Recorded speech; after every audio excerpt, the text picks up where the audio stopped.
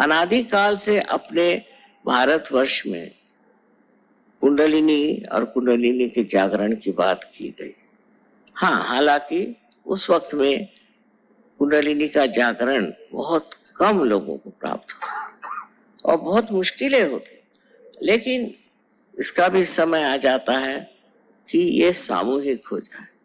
और आज यही बात है, इस सामूहिक स्थिति में आपने कुंडलिनी का जागरण पाया है। अब इस सामूहिक स्थिति पे आकर के जब आप इस कुंडलिनी के जागरण से प्लावित हुए और जब आपके अंदर एक विशेष रूप का चैतन्य स्वरूप व्यक्तित्व प्रकट हुआ है, उस वक्त आपको ये सोचना चाहिए कि वास्तविक मैं तो ये हूं और आज तक न जाने किस चीज के पीछे मैं भ्रामकता में मैं चल रहा। ये सब होता गया, आपके अंदर जमता गया, बनता गया, और ये सब आपके सुबुद्धि दुर्बुद्धि और न जाने किस चीज से जुटता गया। सबसे बड़ी बात है कि हमें अपने को अगर पहचानना है तो सर्वप्रथम हमारा संबंध उस चारों तरफ फैली हुई चैतन्य सृष्टि से होना, चैतन्य से एकाकारिता प्राप्त होनी चाहिए।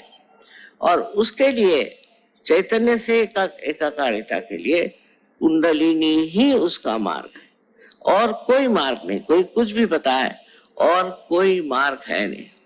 लेकिन लोग आपको भुलावे में डालते हैं और लोग भटकने लगते हैं। जैसे मैं एक बार एक गुरुजी का प्रवचन सुन रही थी, तो उन्होंने तो शुरू में ही गालियां देनी शुरू कर दी। तो उन्होंने कहा कि आप लोग विकृत हैं। मैंने गाली हो गई, आप लोग विकृत हैं और आप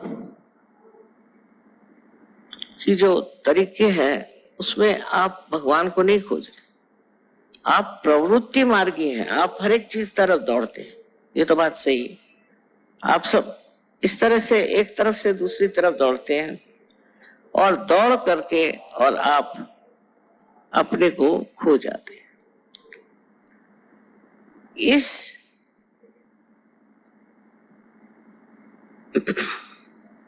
इस दौड़ में इस तरह के प्रवृत्ति में हमारी सारी ही शक्ति नष्ट हो जाती। आज ये चाहिए तो कल वो चाहिए, तो परसों वो चाहिए, भाग रहे इधर से उधर, उधर से उधर, उधर से उधर। अब ये जो उन्होंने गाली बक दी कि आप प्रवृत्ति मार्ग की हैं, उसको लोग मान लेते हैं कि अच्छा हम प्रवृत्ति मार्ग की, और वो दूसरों के लिए कहते हैं कि आप निवृत्ति मार्गी हैं नहीं, तो आप क्यों आत्मा को प्राप्त कर रहे हो? अगर आप निवृत्ति मार्गी हैं, माने आपकी क्या वृत्ति इधर उधर नहीं दौड़ती, तो आप आत्मा को प्राप्त कर सकते हैं। अब पहले ही इस तरह की एक कठिन समस्या उपस्थित कर दी कि सर्वसाधारण मनुष्य अपने को सोचेगा कि हाँ भाई मैं तो हूं प्रवृत्ति मार्गी, तो वो कहेंगे कि अच्छा ठीक है, आप गुरुओं की सेवा करो, उनको पैसा दो, ये मेहनत करो, ये कर्म कांड करो, इधर पैसा लगाओ, उधर पैसा लगाओ, और जिस तरह से भी हो सके तुम सब कुछ अपना परमेश्वर को दे दो, उसके बाद संन्यास ले लो। और आपको ये बात समझ में आ जाती है, भाई ये आसान चीज है, पर ये अंधों की बात है। अच्छे भले आंख होते हुए अगर कोई कहे कि तुम अंधे हो तो क्या इसे मान लेना चाहिए? कोई कहे आप प्रवृत्ति मार्गी हैं तो क्या इसे मान लेना चाहिए? अगर आपके अंदर निवृत्ति नहीं है, ऐसा उनका कहना, तो आप ज्ञान मार्ग मतलब सहयोग में नहीं आ सकते। इस तरह की एक भाषा ये लोग व्यवहार में लाते, और उससे सर्वसाधारण जनता ये कहती कि भाई हमारे लिए तो ये ठीक है कि गुरुओं को सेवा, उनको सब दो, उनको सब समर्पण दो। इस तरह की जो हमारे अंदर एक गलत धारणाएं बैठ जाती है और हम उसे मान भी लेते हैं, क्योंकि हमारे अंदर विश्वास ही नहीं है कि हम कभी अपने आत्मा को पा सकते हैं और जिससे हम अपने को जान सकते हैं।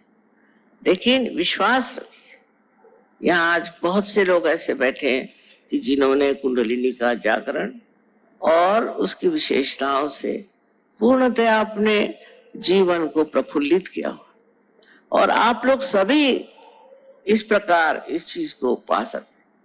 आप में कोई कमी नहीं, कोई कमी नहीं, ये शक्ति आप सबके अंदर है।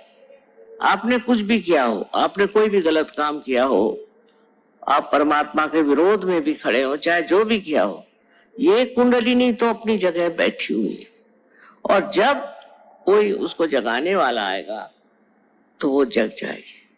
और ये जो बाह्य की चीजें हैं, इसको प्रवृत्ति कहते हैं, ये जो आपके अंदर षड्रिपु हैं, ये एकदम झड़ जाए। जब आप देखते हैं कोई बीज आप माँ के उदर में डालते हैं तो अपने आप प्रस्फुटित होता है। बीज में तो कुछ नहीं दिखाई देता, पर जब वो माँ के पेट में जाता है तो वो अपने आप प्रस्फुटित हो जाता है। इतना ही नहीं, पर उसके अंग प्रत्यंग में जीवन आ जाता है। उसी प्रकार कुंडलिनी के जागरण से आप जागरूक हो जाते हैं और आपके अंदर की जो वृत्तियां हैं, जो नाशकारी हैं, जो गलत है, वो अपने आप जड़ जाती है। ये बड़ा आश्चर्य का विषय है, किंतु ऐसे बड़ी आश्चर्य की बात नहीं, क्योंकि ये घोर कलयुग है, ये घोर कलयुग है, और इसके प्रताप से न जाने कितने लोग झुलस गए, और अब इसी कलयुग में ये कार्य होने वाला है, और इसी कलयुग में आप इसे प्राप्त करने वाले हैं, और उस परम तत्व को आप प्राप्त करने वाले हैं जो आपके अंदर आत्मा स्वरूप विराजित है। उसके प्रकाश में आप अपने को जानेंगे।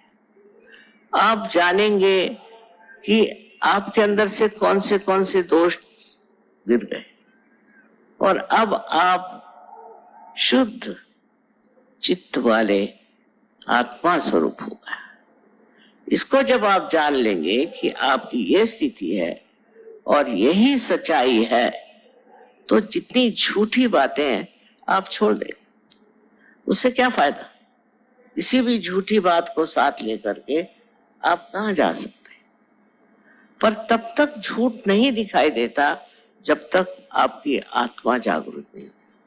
आत्मा के प्रकाश में ही आप उस झूठ को समझ सकते हैं जो आपको हर तरह से भुलावे में रखता है, और इस भुलावे में हर तरह के लोग घूम रहे हैं। आप दुनिया की तरफ नजर करें, किसी भी धर्म का नाम लेकर के आज लड़ रहे हैं। अरे भाई, जब धर्म है, जब एक ही परमात्मा है, तो लड़ क्यों रहे? पर इस तरह के भुलावे तैयार हो जाते हैं, दिमागी जमा खर्च ऐसा बन जाता है, और उसको लोग अपना लेते हैं। उसका कारण यही है कि उनकी समझ में अभी प्रकाश नहीं। जब कुंडलिनी का जागरण होता है तो आपका संबंध उस परम चैतन्य की शक्ति से हो जाता है, और ये संबंध बड़ा माना हुआ।